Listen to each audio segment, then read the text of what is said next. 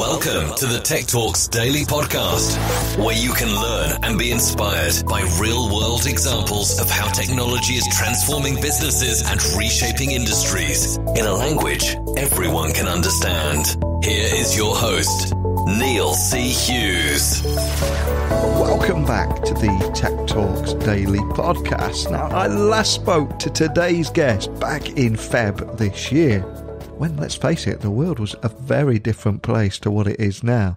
His name is Paul Coggins, and he is the CEO at Adludio, whose revolutionary sensory ad science technology has been delivering 10x results for blue chip clients, including huge names such as Unilever, Nestle, PayPal. And those 10x results are compared to traditional mobile advertising solutions. And their accomplishments include being named Best Advertising Company at the TechCrunch Europa Awards, I think back in 2016, and also won MoMA's Best User Experience Award.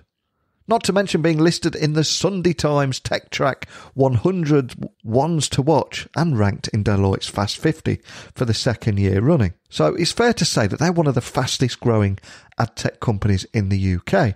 But 8 months in 2020 since our last conversation is like 10 years of normal time, because so much has changed in such a short space of time. So I wanted to check back in with Paul for an update and also learn more about creative decision making, creative data decision making. So buckle up and hold on tight so I can beam your ears all the way to London, where Paul is waiting to chat with us all and have a much needed catch up. So a massive warm welcome back to the podcast. But for anyone that missed our first conversation, can you just remind the listeners with a little bit about who you are and what you do? Yeah, thank you. So, my name is Paul. I'm the CEO of Adludio. So we are a creative mobile platform, been around for about 5 years, very much with the initial vision that creative advertising that you got on mobile didn't really fit the way we used our phones. Since then, we've grown, we're global. The vision's got bigger. We're looking to kind of automate the entire mobile advertising process. It's great to be back. And so much, I'll say this year, the world has changed and continues to change and evolve at such a rapid pace. And it's been, just a few months since we last spoke, but in that time, so much has changed. But I'm curious, how much has the pandemic impacted you, your life, and your clients too? Yeah, no, it's fascinating, really. I think we were talking in February last time, just as the pandemic was kind of beginning to make its presence felt for us as a business in APAC. And then obviously a kind of tsunami of shops shutting and advertising budgets being put on hold. And that clearly had an impact, on the business. From a kind of personal perspective and from a kind of how the business worked, we took the decision very quickly, I think mid-April, that we as a business were going to become a working from home company full time, no matter what happens at the end of the pandemic. We did that because the working home that we'd done for the previous month worked really well. In fact, I felt the productivity of the business increased. So, sales teams were on Zoom at 9 o'clock in the morning rather than having a bowl of porridge and everything that goes with it. And productivity on the whole was increasing. We had all the communication channels in place. The one concern I had was kind of people's mental health and how, if we are going to move full-time working from home, how people would interact. So again, we took the decision that all of our regional offices would become hubs for meeting and interacting and having meetings, very much on the premise that if you're younger and you're in your 20s, your best mates are probably going to come from work, aren't they? Yeah. So, unfortunately, we haven't really been able to do much of that because the lockdowns and the pandemic have kind of been here ever since, on and off. So I think longer term, we will stick with that strategy. The other thing we've noticed is there's a danger that you do 9 calls on Zoom from 9 till 7. and people don't have a break. So we've kind of instigated, you've got to have a lunch hour, so everyone has to go for a walk. I've got a puppy, by the way. We bought a puppy in the family. I'm going to be walking that a little bit more often. And then we've also instigated things in the last couple of months where we'll give everybody half a day on a Friday, just so as they can kind of wind down a little bit more, because I think it is a lot more intense if you're at your screen every day. So that's the practical things. On the business side of things, will probably be flat this year in terms of growth, as opposed to the constant 80% that we've had for the last few years. We've had some highlights. The US has grown 100%. So the US, just a very resilient market. APAC has responded really well and is growing much quicker. But Europe has been more of a struggle. Europe has, probably had the more severe lockdowns, and I think the economy has been more impacted. That's a catch up on where we've been. Fantastic. You made some great points there as well, especially on things like Zoom fatigue and the feeling that you need to almost overcompensate when you're working from home and end up working from 8 a.m. till 8 at night and always being on call. But it just made me wonder if next year we will start seeing, an increase in burnout almost, as people don't know when to switch off. And that's almost a business responsibility as well, isn't it? To tell people to take that Friday afternoon off.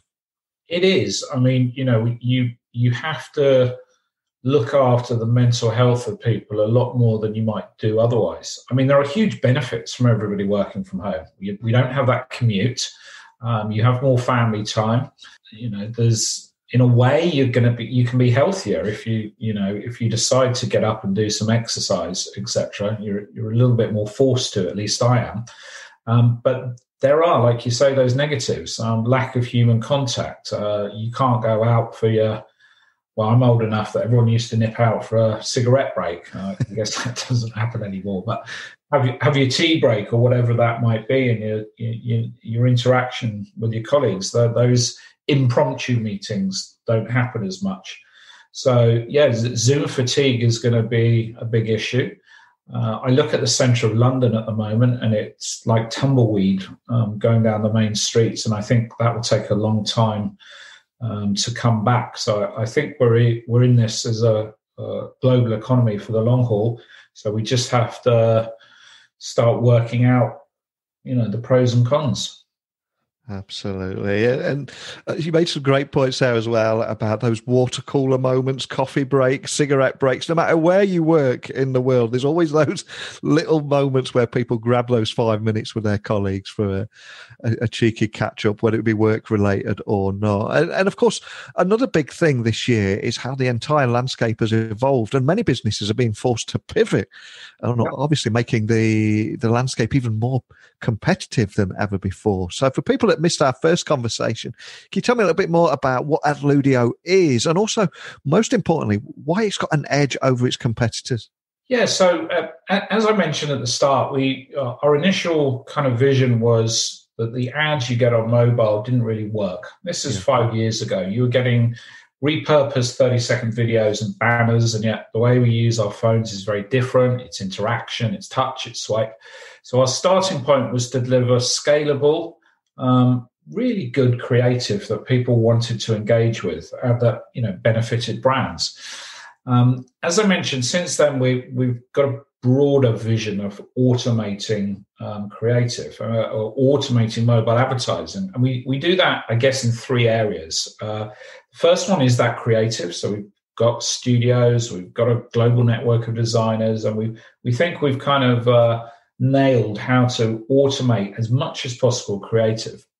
Second key area we're looking at is automating the media buying. Now, we're in a world where most of the media has gone programmatic. And yet programmatic in a funny way doesn't mean automatic. I sometimes use the analogy, when I started in mobile or advertising in the 1990s, we got the entire digital economy literally in a pub every week. Yeah.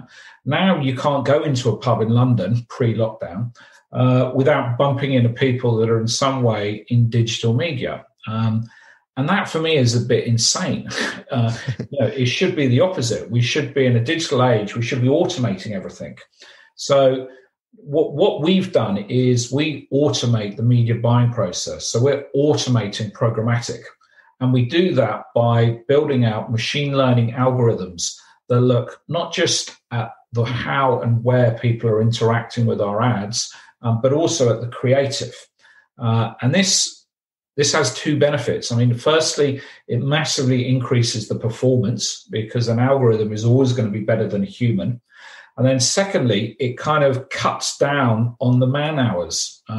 So we're making the media buying proposition, when it is in tandem with creative, much more efficient and much higher performing results. And then the third component of all of this is understanding what this performance is actually doing for the brand. So, in the past, brand advertising has been very much around getting a brand study, paying a huge amount of money, and then getting the results at the end of a campaign. And in many ways, that's too late. So our whole kind of ethos is around what we call a bio, which is a brand impact optimizer that will run alongside a campaign in real time and then feed creative data and insights back to our team that will allow us to optimize and ultimately the algorithms to optimize. So that's kind of three components. I mean, there's a lot more to it, but at a kind of, big overview, that's where we're heading. Yeah. And what really stands out from that is your ethos around data-driven creative. I'm curious though, when you're talking with clients for the first time, when you're talking about that focus on creative data as opposed to audience data, do they get it straight away, or do you have to bring them on board with this? It's not a new way of thinking, but it's a different approach to the traditional approach, isn't it? We bring them on board with the strength of the creative, because every brand wants to see their brand in the best possible light. Yeah. And so if you have brilliant creative, that's a starting point. I think I mentioned it last time. You will always remember a memorable TV ad, but you can't necessarily remember one on a mobile. So if you kind of crack that nut, then creative becomes front and center. In terms of that data around the creative, well, the last 10, 15 years, I guess advertising has been about the individual. It's the data around the individual. Who are you? What do you do? What is your behavior, etc. And you'll be aware of all those ads that follow you around incessantly on the web. And if anything, that has been the single biggest problem with advertising. And that has spawned all the privacy questions and dilemmas that are out there, GDPR in Europe, copper compliancy in the US.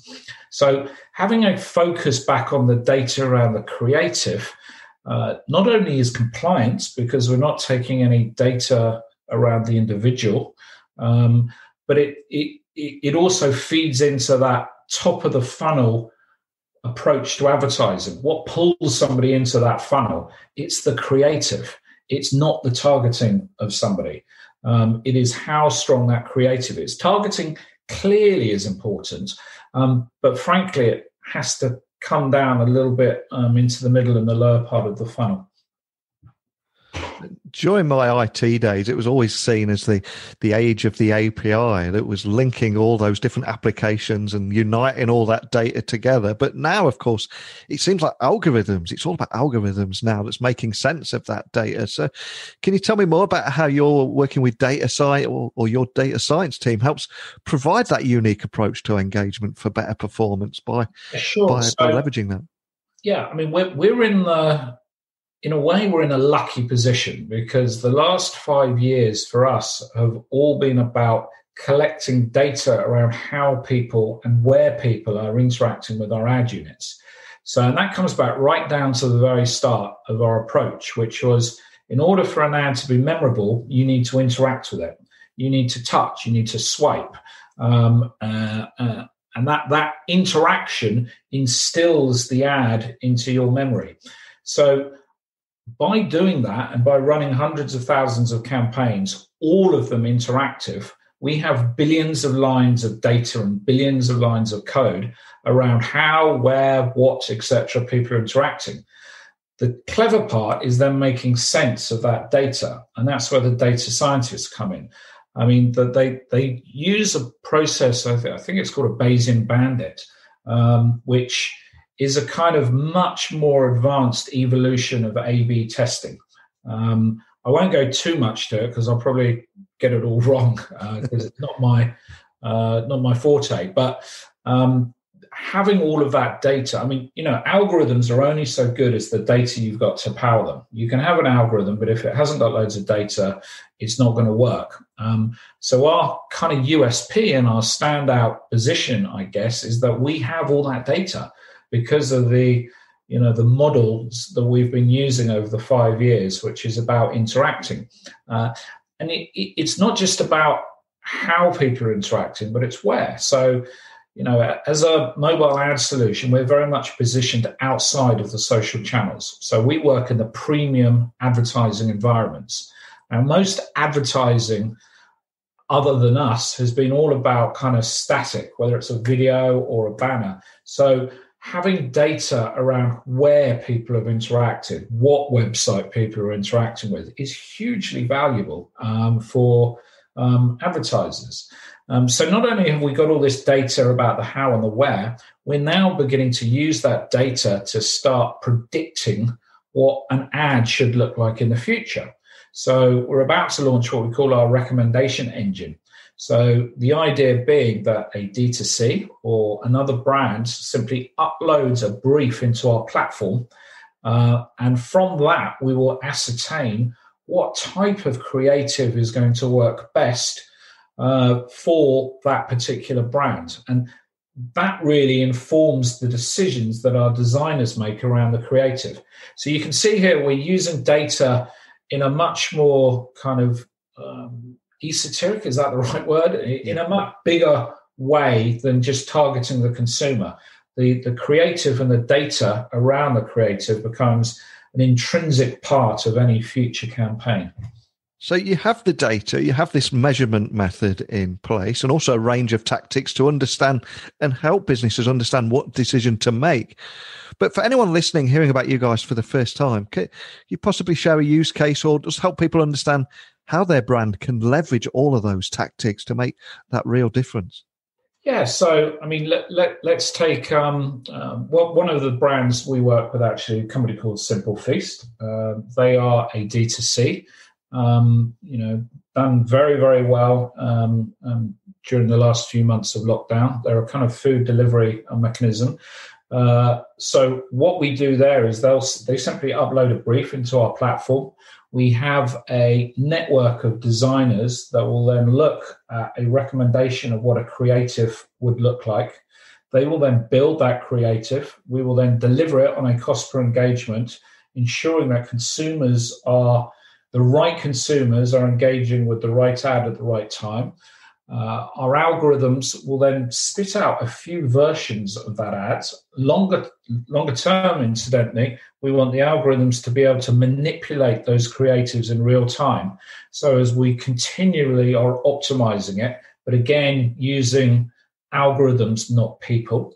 And then at the same time, we have this bio, which is essentially almost like an ad unit that goes out and finds a controlled and uncontrolled group and measures all of those standard brand uplift metrics that you typically find, like sentiment, awareness. And we report that in real time, and a brand can go and look and see in real time how their brand is performing, how the creative is evolving, where their audience is, what their audience is engaging with, and then what it is doing to their brand and their brand sentiment. And all of that data actually is empirically vital for a brand as it looks to kind of continually grow and roll out into new markets. I mean, I come back to kind of, I guess, one of our central premises at the moment. Not only do we want to automate all of mobile advertising, but we're looking to massively enhance the brand favorability. Yeah. So how do you build a brand? So, if we look at those D2Cs, the typical way for them to operate would be to put everything onto Facebook and to grow the business that way. Take some more VC money, put more into Facebook. That unfortunately has a plateau. It has a limit. Let's take mattress companies. There's about 200 mattress companies in the UK. How do you stand out from the crowd? Well, the way you stand out is by having a brand, because the better your brand, actually, the lower your acquisition costs will become. So how do you build a brand? Well, typically people have put a load of money into TV. TV is incredibly expensive. Not all of these D2Cs and big brands have the budgets for that. So we're providing a solution, an automated platform that will allow these brands to build their brand and thus lower their acquisition costs and ultimately lead to enhanced and increased sales. So that I hope that's clear. It has. And I'm curious, listening to that, are you noticing this year an increased appetite for data-driven decision-making? Yeah, I mean, look, everything the world is moving towards is all about data, isn't it? Yeah. Any company you speak to, whether it's in advertising or anybody who's selling everything, they want to know the data. The trouble is, there's two things with data. Firstly, you can have too much, and secondly, you can kind of concentrate and look at the wrong type. So what we're trying to do is focus on that creative data. The data around consumers actually in the ad landscape is plentiful. Yeah? Even in a GDPR compliant world where people are asking all sorts of questions about privacy, that data is still out there. So you need something else. And for us, the something else is the data around creativity. I think your first question was how complicated is that or difficult is that for brands to kind of grasp? Yeah. The simple point is, the smart brands realize they need something else. Yeah, they need to be one ahead and one step ahead of the competitors. So for those brands that we're working with, they get it. And it's with those guys that we're seeing, a lot bigger take up, especially in kind of the COVID times that we're in at the moment. And so much has changed in our world in the last 8 months, but we are looking forward to 2021 already. Are there any trends that excite you or anything that particularly excites you about the future of creative data and that role that you guys are going to be playing in that? Yeah, so I think, for us, the big thing is that creative is becoming front and center again. So the concerns and the correct concerns around privacy are forcing people to look at creative again in a new light. So in that sense, we are perfectly positioned to capitalize on that trend that we've seen over the last, I guess, couple of years. In terms of 2021 overall, I mean, we're just hoping a bit like everybody else that we're going to see a massive explosion of pent-up demand from consumers. Q2 and Q3 this year, well, Q2 obviously was difficult. Q3 was recovery. Q4 has been quite good. And we're already seeing really, really encouraging signs for Q1. So I would expect to hopefully see an explosion of activity in the coming months in all sectors. The two, I guess, that have been hardest hit that I've seen is the travel sector for very obvious reasons.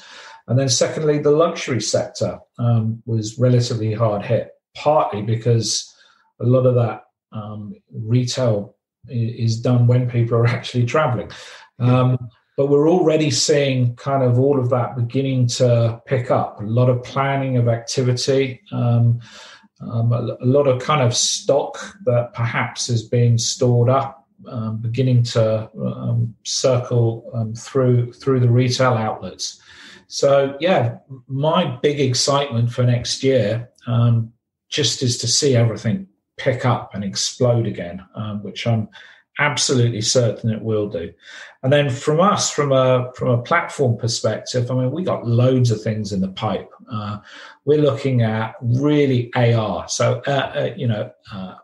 as one example, I mean, AR a couple of years ago, I think was too early. I think, COVID has allowed people to start seeing the benefits of that. So we're going to focus on that. In video advertising as a potential creative option that we're seeing coming into market, and all sorts of new innovations, particularly around shopping, the explosion of online retail. How do you make sure that those stores are really capitalizing on consumer interest and consumer demand, which is not going to go away? The two big takeaways, I guess, from the COVID years are, yes, people are going to carry on working from home, and yes, people are going to carry on ordering from home. And as a business, we just need to capitalize on that. And for anyone listening that would like to carry on the conversation around data-driven creative, because it is a fascinating topic that we can't really do justice in a short podcast. But if anyone wants to continue that conversation, how can they find you online, and what's the best way of contacting your team? Yeah, brilliant. So adludio.com, adludio.com. And then please, anybody just drop me an email, and I'll make sure somebody in whatever geo you're from will get in touch with you. And my email is paul.coggins@adludio.com. Well, it's been an absolute pleasure having you back on the podcast. I genuinely can't believe how much both our worlds have changed since February, and will continue to do so next year. So we'll meet up again in 2021 and see what the next chapter has in store. But thanks again. Brilliant. Thank you very much. It's been great. What I love about recording this show is that our first conversation was almost a snapshot of life before the pandemic, and all that optimism that came with entering a new decade. And that podcast is still available, so you can go out there and check that and listen to it and understand a little bit more of just how much has changed since the pandemic has engulfed our planet. But fast forward 8 months and everything has changed. But in Adludio's world, an increased thirst for data-driven decision-making is actually working in Adludio's favour. And I just love how they're focusing on creative data as opposed to audience data. Feels like a big game changer for me, but this is not my industry.